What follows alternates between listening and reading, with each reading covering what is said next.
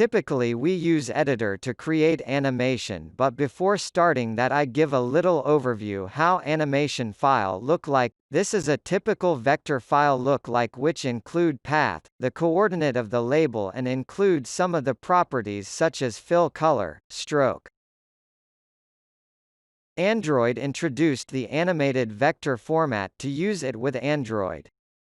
This is a basic vector shape. Underneath you can see this group tag. Group tag is used to change the position of your path using different properties such scale Y, scale X, pivot X, rotation.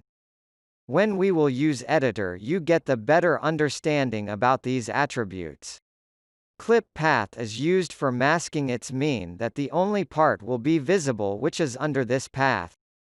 In a demo you will get the clear understanding about that. There are some other bunch of groups.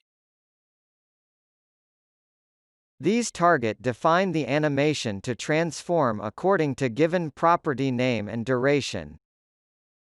This path data property name used to transform the shape. There are bunch of other animations such as rotation.